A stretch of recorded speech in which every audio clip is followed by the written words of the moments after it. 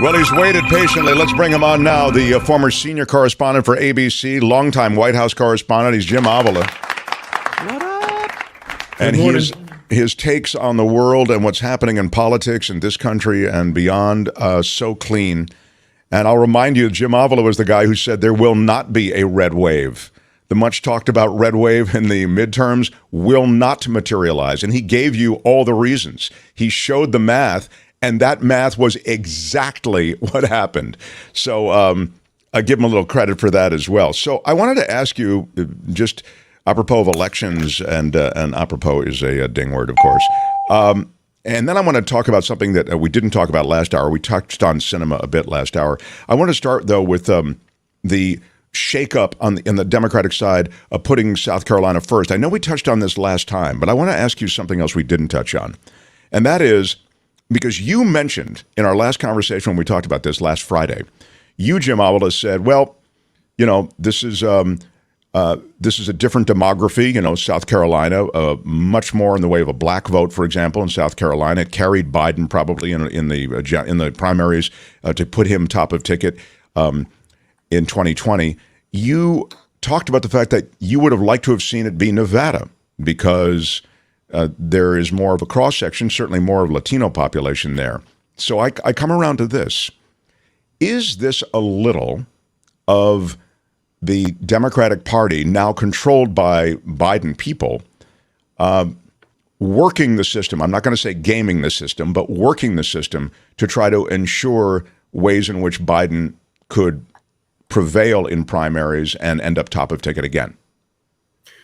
Well, I think it will help. But honestly, if a current president who is pretty popular, I mean, I understand that he's had some issues, but the things are going up, and he's passed some pretty interesting things.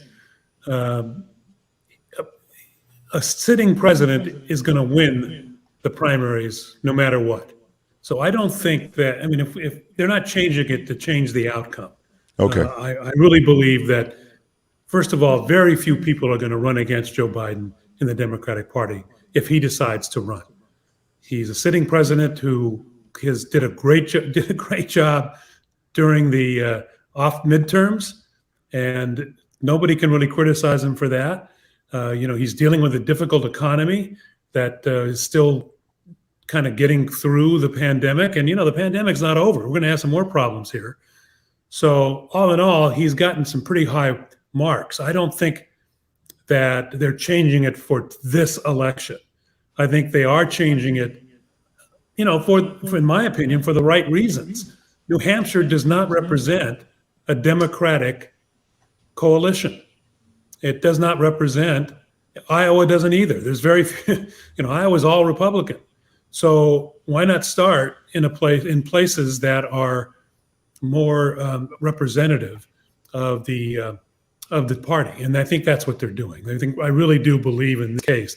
It's not self-serving, although it certainly will help Joe Biden, but it's not because of that. He's going to win anyway. Yeah, I think you make a compelling argument. So let me just jump then to quickly your thoughts on Sinema. Never a particularly cooperative Democrat, didn't seem to be, one that wandered from pretty much every coalition.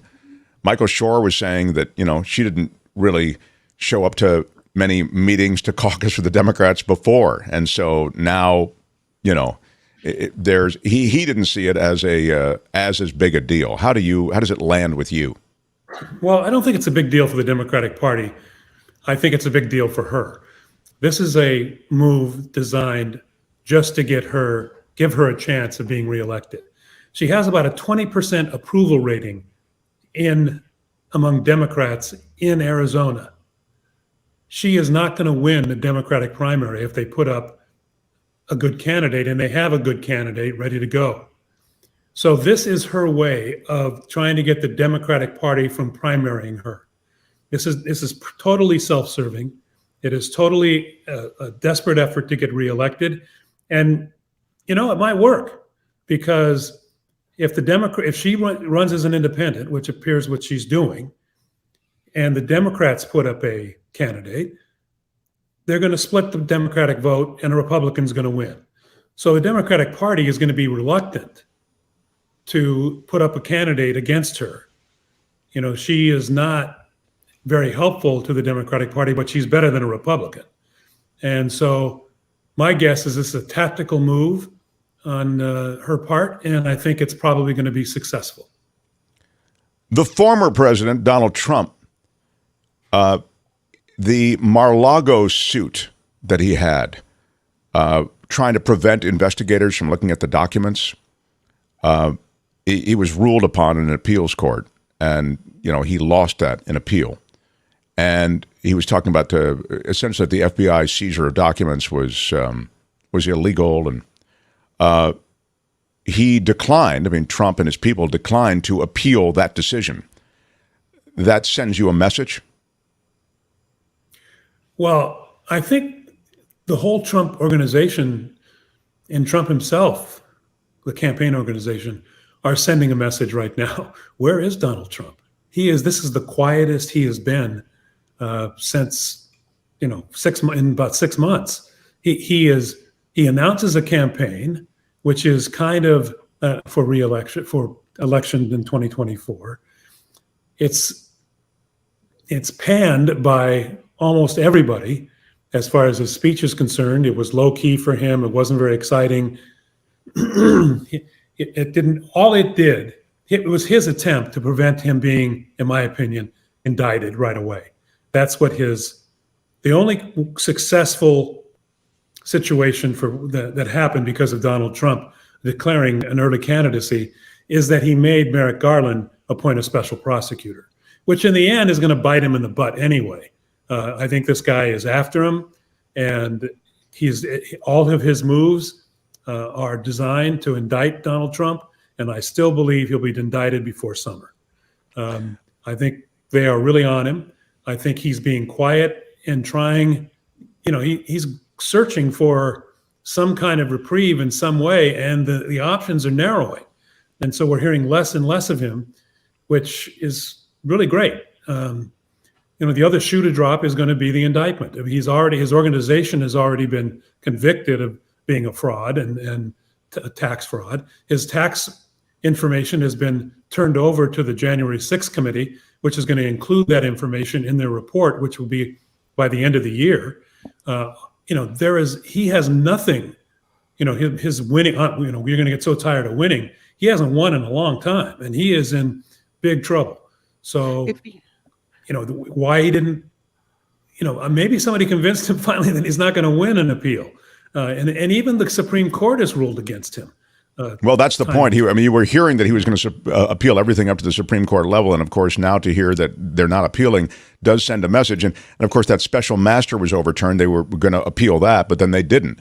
The special master bought him some time. The appointment of the special master, which was really just a total wet kiss by a judge who had been appointed by Trump. Sorry, Kim, did you have something? No, I love that Jim Avila thinks that Trump will be indicted, and I wonder if you pull out your Avila crystal ball and look at what indictments do you think will come. Do you think he's indicted in Georgia for some type of election fraud? Do you think it has to do with the January 6th commission investigation? Is he indicted on a federal level for election issues? Or is it something else? Does he get indicted for some type of tax issue in New York? What do you think it's going to be first? Almost all of the above. I think the best chance, I think the best chance, Kim, is that he'll be indicted in Georgia by state. I just want to find 11,780. Yeah, all right, that's it. Yeah, we're all looking for just 11,780. Yeah, the clearest evidence on tape that he tried to meddle in an election. Two, I think January 6th will probably result in an indictment for obstruction of justice at least, and perhaps even for fomenting a revolution in this country. And I think in New York now there's a possibility, since in the closing arguments of the conviction that his organization got for fraud, tax fraud, the prosecutors said that Donald Trump knew about this, and there's still a chance they can go back at him for that. The new New York, not attorney general, it's a district attorney who was elected a year ago, dropped the criminal part of that investigation and continued with the civil part. That is still there, but they said they're still investigating, and there's still a chance that will happen. So that's another area. And I think January 6th is true. I think the weakest case they have, because they have to prove intent, are the documents cases. In the documents case, there's been no proof yet, or at least we don't know about it yet, that he's attempted to sell those documents or given them to our enemies in some way. If that happens, he goes to jail. That hasn't happened that I know of. Now, Jim, he's got documents everywhere. I mean, he's got documents everywhere, but the tanning bed. I mean, it's unbelievable where he's got these everywhere they look. Yeah, no, exactly. And it's a bit disconcerting that we don't even know, when I say we as a country, as a government, what documents he has. I mean, that you can skate with 11,000 plus documents and really not really sure which ones you have. It's somebody who is as lawless as Donald Trump is and as reckless as Donald Trump is can really ride roughshod over our system. Absolutely true. I think that with this, what's going to, in this case, and I've said this before in your program, is that what's going to happen is that they'll try to either fine him or reach some kind of agreement unless there's evidence that he tried to sell them.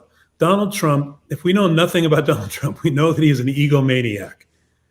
I've said from the beginning that I believe that the most, I've always subscribed to the simplest answer is probably the correct answer, and that conspiracy theories should be looked at skeptically because of that. I believe that this simply, most likely, I'm not ruling it out, but most likely, I believe this was a total ego trip. This was look at the letter I've got here from the North Korean leader. Look at let me put on the wall this classified document.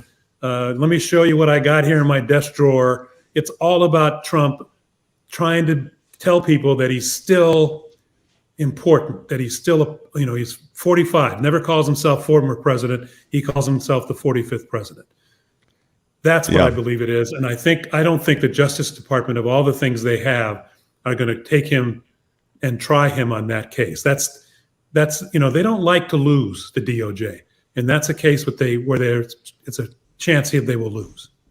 Finally, just because we're on talking about Trump, we didn't talk about him at all with Shore last hour. The bizarre connections that he has at Mar-a-Lago with various people and stuff. So he had the Kanye Fuentes dinner, you know what I mean, where you're meeting with these people who are just outright anti-Semites and white supremacists, and they're racists, etc. And now a prominent adherent of the QAnon and Pizzagate conspiracy theories posed for photos with Trump at Mar-a-Lago. This after speaking at an event hosted at the club. The event came 2 weeks after that dinner at Mar-a-Lago that I mentioned, and with Nick Fuentes and Ye. So, but again, there's no distancing from these people. You see, I see this, the erosion of Trump and you know what I mean, and more you see people not stepping up and commenting on him and defending him, aside from perhaps Lindsey Graham, in any kind of aggressive fashion. Yeah, I think that he's lonely, that, he thrives on people coming to his place and praising him. And the number of people who are willing to do that, even in the GOP, is dwindling. And I think that's what's happening. He has to go farther and farther right in order to find somebody who will come and praise him and continue to say that he should be president now and the election was a fraud.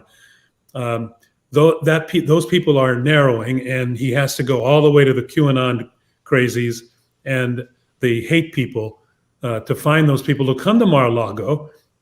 Kevin McCarthy's not going to show up there anymore, not right now.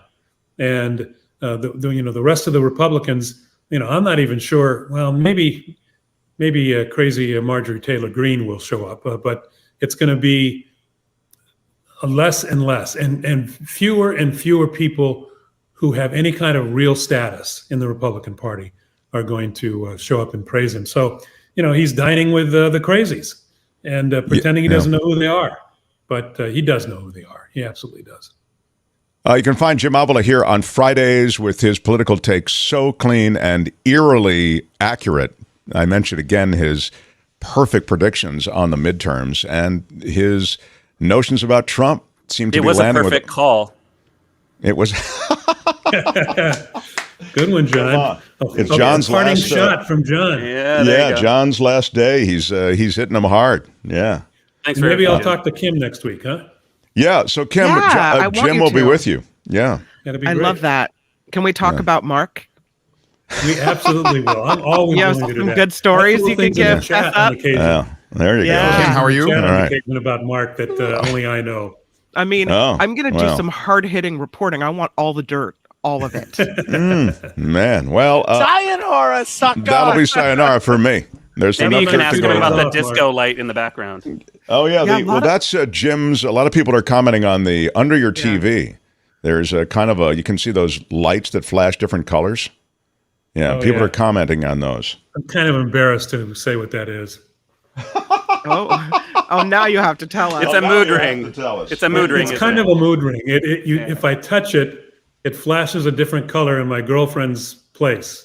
Oh, that's Color cool. That way I don't have to make a text or a email. It just lets her know that she's passing through my brain.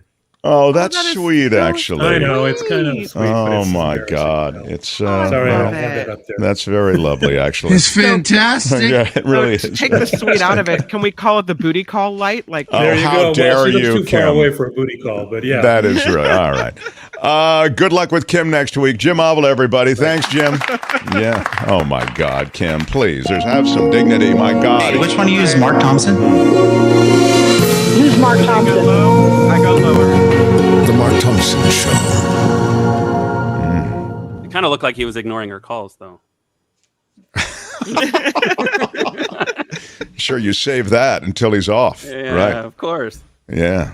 Thanks, Thanks. honey. I'm on the Mark Thompson show right now. No can Yeah, do. sorry. Cannot Save be your bothered, booty call baby. till later. Yeah, I'll tell you.